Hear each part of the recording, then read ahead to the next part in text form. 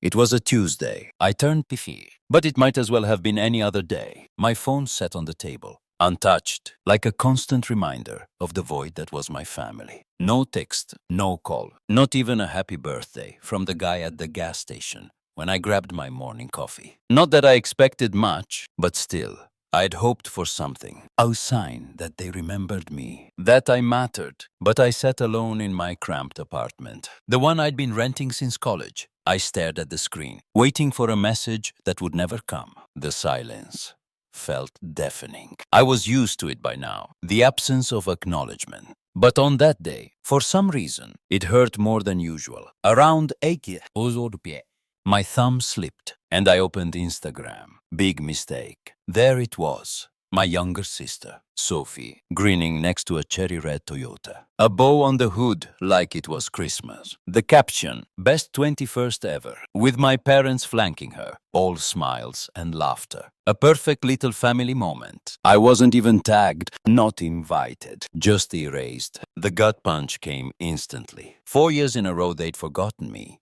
My birthday, my milestones, the things that matter to me. But for Sophie, a new car, a party, all the attention in the world. The likes on her post climbed quickly.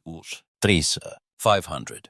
Cousins and uncles chiming in with emojis and "So proud of you" comments. There I was, invisible. I tossed my phone onto the couch, the room spinning as I paced in circles. It wasn't about the car. It never was. I didn't need a car. What I needed was to be seen. I needed to stop being the invisible one, the one who fixed things, while everyone else got the praise. I'd been fixing things for years. Dad's broken lawnmower, the sink when it clogged, Sophie's bike when it broke down. But it was never enough. Sophie always got the attention, the praise. I could never measure up to her in their eyes. I spent my childhood trying to prove I was worthy of their love. But it was a game I was never meant to win. Then it hit me. I remembered the time I called my mom on my 24th birthday to drop a hint, thinking maybe this year would be different. Big day tomorrow, I'd said. She laughed. "Oh, right. Sophie's dance recital's coming up," she said. That was it. My birthday was a side note.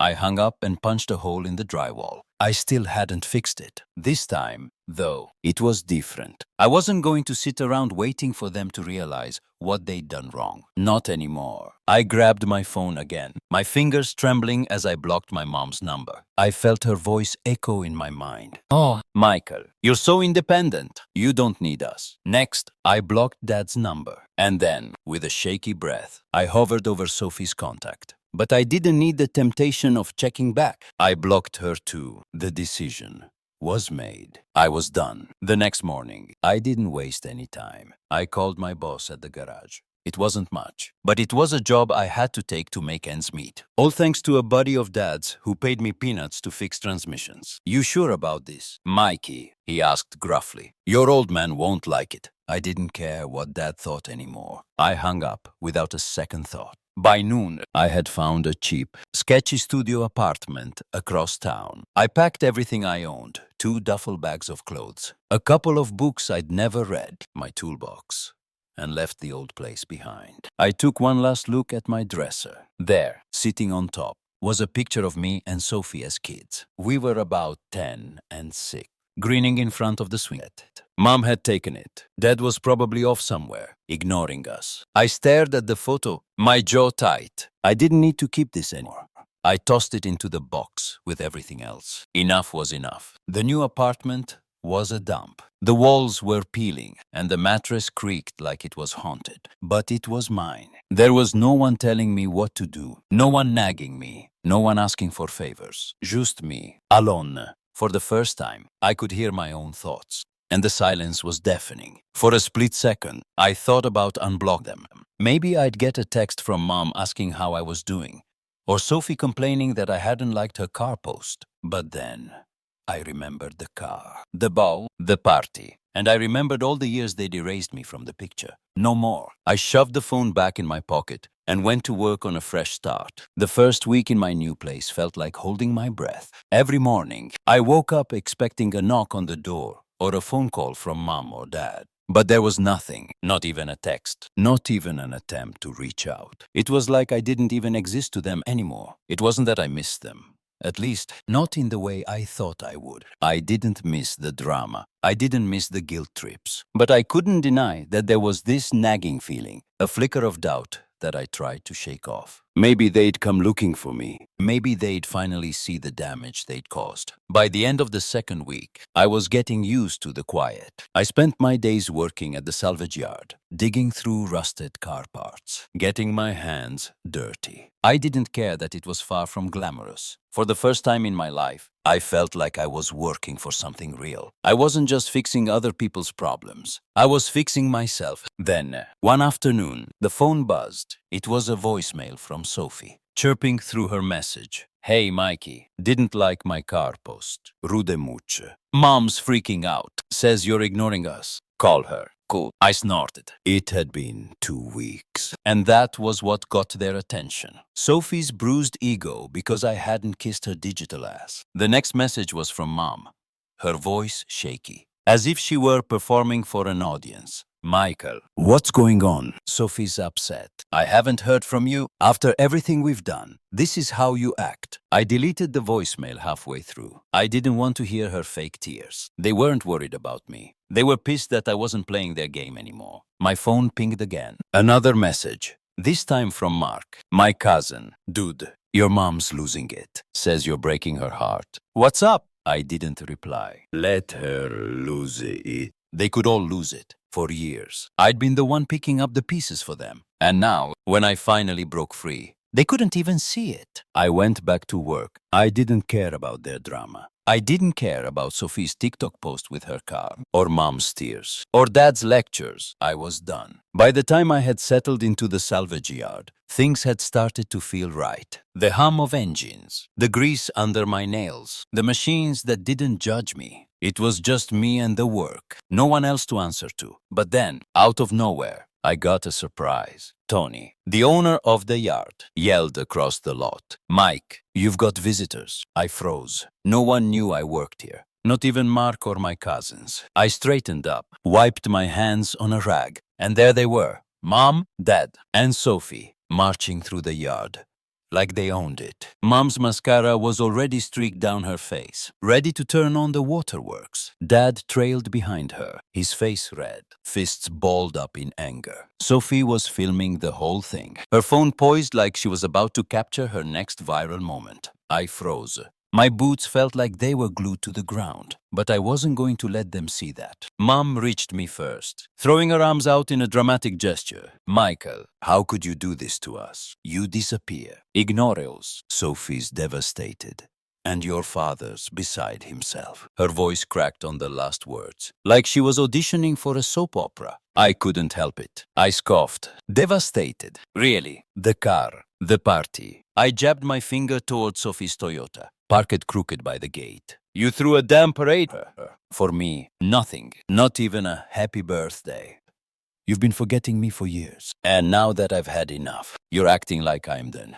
Mom clutched her chest like I had stabbed her. That's not fair. Michael, she wailed. Not fair. I've been invisible to you for years. I've been fixing your stuff, making your life easier. And you've ignored me every step of the way. My voice cracked, but I pushed through it every damn time. It was Sophie who mattered. Sophie who got the love and attention. And me. I was just the fixer. The one who picked up the pieces when you dropped them. I was never enough. Sophie giggled. She actually giggled. That was it. I lost it. What's so funny? I barked at her. You're just mad because I didn't praise you for your car post. I don't want your damn car. Sophie, I wanted a family who actually cared about me. Sophie stopped filming, her smug grin fading. But she didn't seem upset. She just stood there, a little surprised by the outburst, but not remorseful. Dad finally stepped forward, his voice booming. You think you can just walk away after everything we've done for you? After everything we've given you? His fists clenched, and his face turned red with anger. I shot back. Everything? You mean everything except remembering me? You forgot my birthday for years. You missed my graduation because Sophie had a dance recital. And let's not even get started on how you threw a party for her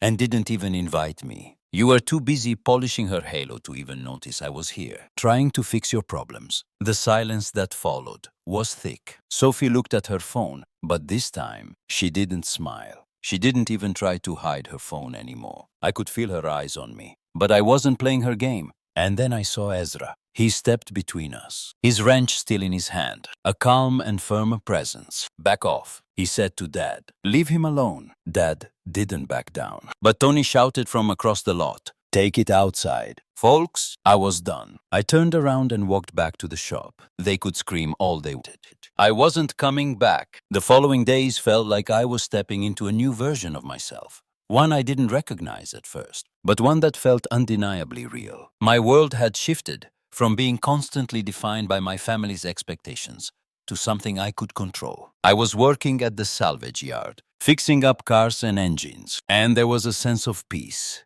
in the monotony of it. For the first time, I wasn't just fixing other people's messes. I was creating something of my own. But that wasn't the only thing I was rebuilding. I was starting to rebuild my life, piece by piece. The first time I saw the motorcycle, I wasn't sure what to make of it. It was just an old, rusted frame, twisted metal, and worn-out tires.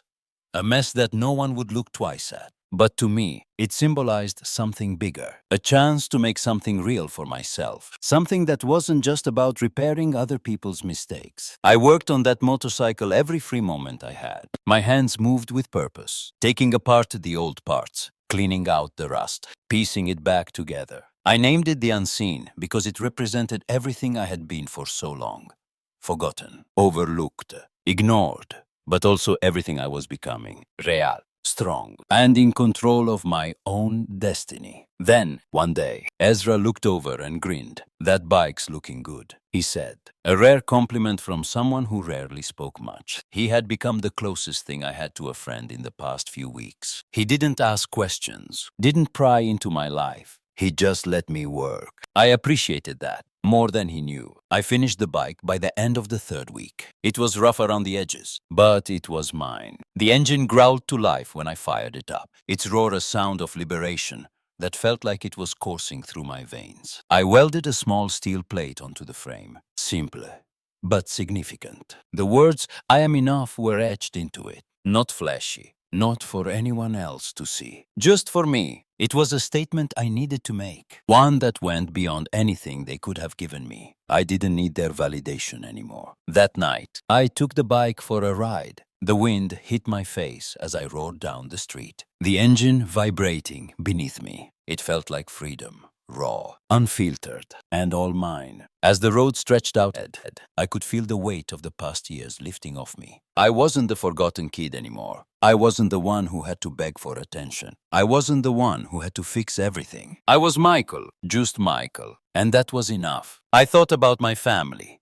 Their fake tears, their empty words. I thought about the way they had treated me, never seeing me for who I was, always picking Sophie over me. But the more I thought about it, the clearer it became. I didn't need them to define me. I had built this life, this motorcycle, this freedom, this new chapter. It was mine, and I wasn't going back. The bike roared down the road, and I couldn't help but smile. I wasn't looking back, not anymore. Epilogue. The days after that ride felt different. The silence from my family was almost deafening, but I didn't feel the urge to check my phone. Sophie's video was still out there, still spreading like wildfire. But I didn't care. I wasn't a part of their drama anymore, and I didn't need their approval. I had built my own life, my own identity, and that was enough. I continued working at the yard, fixing up old cars and motorcycles. Some days, I still thought about my family, about what they were doing, about the words they might say if they knew how much I had truly moved on. But those thoughts became less and less frequent as the days passed. I rode my motorcycle whenever I needed to clear my head. It was more than just a mode of transportation. It was a symbol of everything I had become. Stronger, wiser, independent. I didn't know where the road would lead me. I didn't know if I would ever speak to my family again. But for the first time, that uncertainty didn't scare me. It felt like freedom, and that was more than I'd ever had before. As for the family drama, Well, they could keep it. I had the open road, a bike I rebuilt with my own hands, and a life that I was finally living for myself. And that, in the end, was everything I needed.